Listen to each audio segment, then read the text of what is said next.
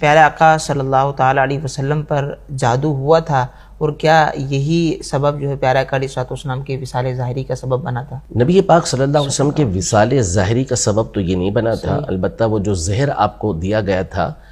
وہ آپ علیہ السلام کے یعنی بار بار وہ ہر سال لوٹ کر آتا تھا وہ زہر۔ ایک یہودیہ نے آپ کو بکری کا گوشت کھلایا تھا جس کے اندر زہر ملا ہوا تھا، فوراً آ کے خبر پہنچ گئی تھی آپ کو جبریل امین کی طرف سے، لیکن جو تھوڑا بہت چکھا تھا اس کا اثر ہر سال لوٹ کر آتا تھا، تو وہ بھی نبی پاک صلی اللہ علیہ وسلم کے لیے دنیا سے پردہ فرمانے کا سبب بنا تھا اور یہ شہادت کا ذریعہ بنا تھا۔ جہاں تک رہا جادو کا معاملہ، تو دیکھیں نبی پاک صلی اللہ تعالیٰ علیہ وآلہ وسلم پر جادو تو لبید بن عاصم نامی یہودی نے کروایا۔ یہ تو صحیح بخاری شریف، صحیح مسلم کے اندر یہ حدیثیں موجود ہیں کہ نبی پاک صلی اللہ تعالیٰ علیہ وسلم پر جادو کیا گیا، اور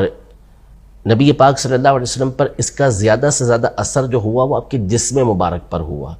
یعنی جو آپ پر وحی نازل ہوتی تھی، جو احکام تبلیغیہ تھے، جو پہنچانے کا حکم تھا کہ یہ چیزیں آپ نے لوگوں تک پہنچانی ہیں،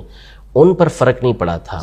بس یہ جسمانی طور پر ہوا تھا، اور یہ کہ بعض اوقات کوئی کام کر لیا تو لگتا ہے ایسا تھا کہ وہ کام نہیں کیا۔ اس طرح آپ علیہ السلام پر اس کا اثر ہوا تھا، تکلیف تھی نبی پاک صلی اللہ علیہ وسلم کو، اور یہ صحیح حدیثوں کے اندر موجود ہے، صحیح بخاری شریف کی حدیثیں موجود ہیں۔ نبی پاک صلی اللہ علیہ وسلم نے خود سیدہ عائشہ رضی اللہ تعالی عنہا کو یہ بتایا کہ دو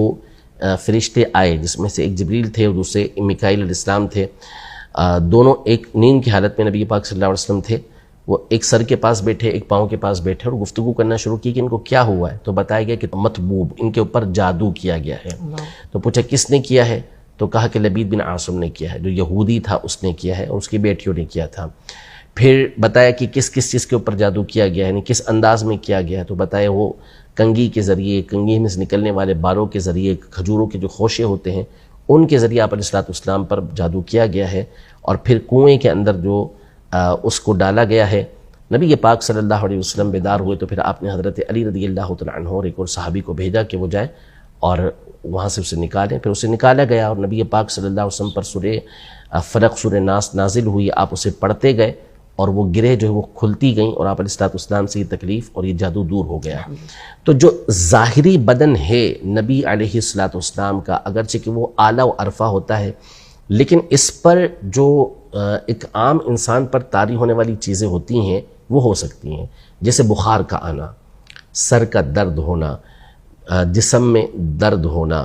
یہ نبی پاک صلی اللہ علیہ وسلم اور دیگر انبیاء کرام علیہ السلام کے ساتھ بھی یہ معاملات ہوتے تھے، بیماریاں آپ کی بارگاہ میں حاضر ہوا کرتی تھیں، طبیعت آپ علیہ السلام کی بھی ناساز ہوا کرتی تھی۔ تو جسم جو آپ کا ہے مبارک جسم، اگرچہ کہ وہ بھی بے مثل ہے، اس کی جو صفات ہیں، اس کی جو خوبیاں ہیں، اس کا جو حسن و جمال ہے، وہ اس کی کوئی مثال نہیں ہے، لیکن اللہ تبارک و تعالی نے جو آپ کو ایک تو ملکوتی فرشتوں والی صلاحیتیں، خوبیاں عطا کی تھیں، دوسرا آپ کا جو جسم مبارک تھا اس پر انسانی عوارض جو ہوتے ہیں، انسانی معاملات جو ہوتے ہیں وہ طاری ہو سکتے تھے۔ تو یہ جادو کا جو اثر ہوا وہ نبی پاک صلی اللہ تعالیٰ علیہ وآلہ وسلم کے ظاہری جسم کے اوپر ہوا، اور یہ